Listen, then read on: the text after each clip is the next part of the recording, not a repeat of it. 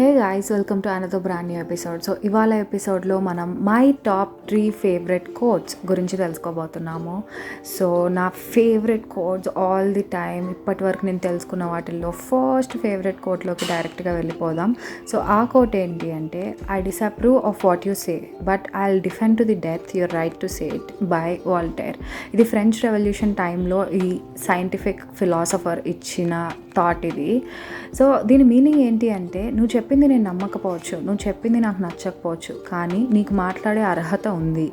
దాన్ని నేను ఎంత గట్టిగా నమ్ముతున్నానంటే, దానికోసం నీ అర్హత కోసం నేను చచ్చిపోవడానికైనా రెడీ అని చెప్తున్న స్టేట్మెంట్ ఇది. సో ఇది ఎంత పవర్ఫుల్ స్టేట్మెంట్ అంటే, ఆఫన్ మనం డిసప్రూవ్ చేస్తూ ఉంటాం మిగతా వాళ్ళు చెప్పింది, మనం ఆర్గ్యుమెంట్స్లో ఉంటాం, మనం చెప్పిందే రైట్ అని నమ్ముతూ ఉంటాం. అసలు అటువైపు వాళ్ళు ఏం చెప్తున్నారో కూడా అర్థం చేసుకోలేకపోతాం. సో ఇక్కడ మనం పిక్చర్లో చూసినట్లయితే ఇటువైపు నుంచి చూస్తే 9 లాగా కనిపిస్తుంది, అటువైపు నుంచి చూస్తే 6 లాగా కనిపిస్తుంది.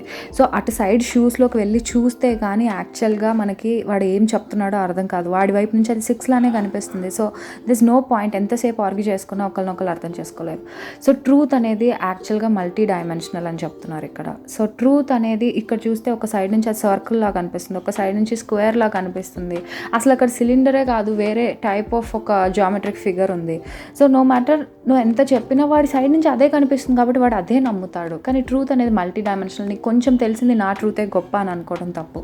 ఇంకొకటి ఏంటంటే, try not to shut down. నాకు ఈ క్రేజీ హ్యాబిట్ ఉంది that whenever I hear things that I don't want to hear, like నువ్వు చెప్తున్న ఆర్గ్యుమెంట్ బేస్లెస్గా అనిపించి, నువ్వు చెప్తున్న విషయం నాకు కరెక్ట్ అనిపించలేకపోతే I either leave from that place, I cut the call. So అది చాలా మిస్టేక్ అని నేను లేట్గా రియలైజ్ అయ్యా. దట్ నో మ్యాటర్ నీకు ఎంత తప్పు అని అనిపించినా, నువ్వు హెల్దీ డిస్కషన్ జరిగినప్పుడు, హెల్దీ కాన్వర్సేషన్ జరిగినప్పుడు you can actually understand and make them understand, or you can either understand what is happening అని. సో ఇది ఇంకొకటి, even if your voice shakes, stand for what you believe. So sometimes మనకి ఏమవుతుందంటే, అందరూ ఒకటి చెప్తారు, మనకేమో వేరే నిజం అనిపిస్తుంది. అప్పుడు you stand up for your self. నువ్వు దేన్నైతే నమ్ముతున్నావో దాన్ని గట్టిగా బయటకి భయపడకుండా కరేజ్తో చెప్పు. నీది మిగతా వాళ్ళందరిది తప్పు, నీది ఒకటే నిజం అని అనిపించిన just don't silence your voice. ఈ సైలెన్సింగ్ అనేది ఎంత బ్యాడ్ థింగ్ అంటే, దట్ పీపుల్ థింక్ వాళ్ళ ఒపీనియనే కరెక్ట్, ఇంకొకరి ఒపీనియన్ మనం సైలెన్స్ చేసేయాలి అని వాళ్ళదే సుపీరియారిటీ ఫీలింగ్తో ఉంటారు. ఈ సుపీరియారిటీ ఫీలింగ్ అనేది bullshit, literally bullshit. That nobody is superior, nobody's idea is greater than your idea. వాళ్ళకి ఎంత రైట్ ఉందో చెప్పడానికి మనకి అంతే రైట్ ఉంది. అట్ ది సేమ్ టైం ఇంత డిఫరెంట్ పీపుల్, మనం ఎంతో డిఫరెంట్ కల్చర్స్లో పెరిగాము, డిఫరెంట్ ఎక్స్పీరియన్సెస్తో గ్రో అప్ అయ్యాము, డిఫరెంట్ థింగ్స్ మనం బిలీవ్ చేస్తాము. There can not be 2 same opinions, కానీ only one thing can happen, healthy conversations can happen, healthy sympathy can happen. వాళ్ళకి వాళ్ళ ఒపీనియన్ అలా ఉండడానికి వాళ్ళ ఓన్ ఎక్స్పీరియన్సెస్ రీజన్ అని మనం నమ్మినప్పుడు డెఫినెట్గా మనలో పేషెన్స్ డెవలప్ అవుతుంది. డెఫినెట్గా వాళ్ళు చెప్పేది మనం అండర్స్టాండ్ చేసుకోగలుగుతాం. సో వసుదైక కుటుంబం అంటారు కదా, అలాంటి ఒక హెల్దీ ఎన్వైర్న్మెంట్ మనం క్రియేట్ చేయాలి అని అంటే, ఫస్ట్ మనం వాళ్ళు చెప్తున్న ఒపీనియన్కి ఒక రీజన్ ఉంది, వాళ్ళ కొన్ని ఎక్స్పీరియన్సెస్ అయ్యారు.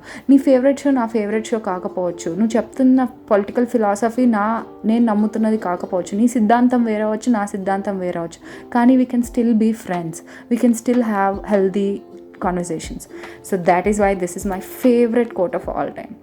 నా సెకండ్ ఫేవరెట్ కోట్ ఏంటి అంటే, change is the only constant in life. ఎంత విచిత్రం కదా, మార్పు ఒక్కటే మనతో శాశ్వతంగా ఉంటుంది, ఖచ్చితంగా మారిపోతుంది, ప్రతి ఒక్కటి మారిపోతుంది. Suppose example summer season. Summer season అనేది ఒక మెటాఫర్లా తీసుకోండి. మన లైఫ్లో సమ్టైమ్స్ అన్నీ హ్యాపీగా జరుగుతూ ఉంటాయి, ఆప్టిమిస్టిక్గా జరుగుతుంటాయి, నువ్వు అనుకున్నది అనుకున్నట్టుగా జరుగుతూ ఉంటుంది, నీకు కావాల్సిన రిలేషన్షిప్ నీకు నచ్చినట్టుగా ఉంటుంది. ఇదిరా లైఫ్ అంటే, ఇంత జాయ్ఫుల్గా ఉండాలి, నాకు దీనికంటే ఇంకేం అక్కర్లేదు అని అనుకుంటున్న టైంలోనే కరెక్ట్గా నీ హార్ట్ బ్రేక్ అవుతుంది.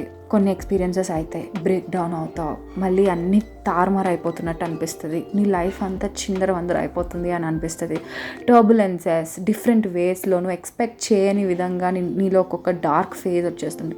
కానీ నీలో ఎక్కడో చిన్న హోప్ ఉంటుంది, ఇంకా థింగ్స్ బెటర్ అవుతాయేమో, చిన్న ఆశ అవుతుందేమో, బెటర్ అయితే ఏమో అని.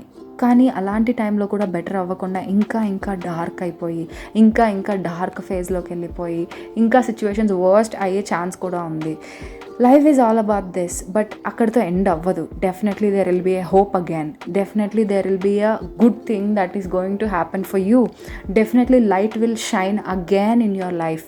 అప్పటి వరకు మనం ఓపికతో ఉండాలి. అలా ఉంది కదా అని మళ్ళీ అలానే పర్మనెంట్గా ఉండిపోకూడదు. మళ్ళీ నీ లీవ్స్ మళ్ళీ రాలిపోవచ్చు. మళ్ళీ నువ్వు కష్టపడి కన్స్ట్రక్ట్ చేసిన బిల్డింగ్ మొత్తం కుప్పకూలిపోవచ్చు. మళ్ళీ నువ్వు డిప్రెషన్లోకి వెళ్ళిపోవచ్చు. మళ్ళీ థింగ్స్ అన్నీ వర్స్ట్ అయిపోవచ్చు. మళ్ళీ అంతా నువ్వు కష్టపడి చేసింది ఒక్క క్షణంలో మొత్తం బ్రేక్ డౌన్ అయిపోవచ్చు.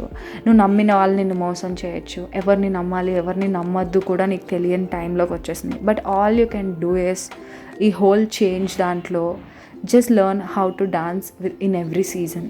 Just try to accept the change. ఎలా ఉంటే ఏంటి, I choose to be happy అనేది గట్టిగా నమ్మాలి.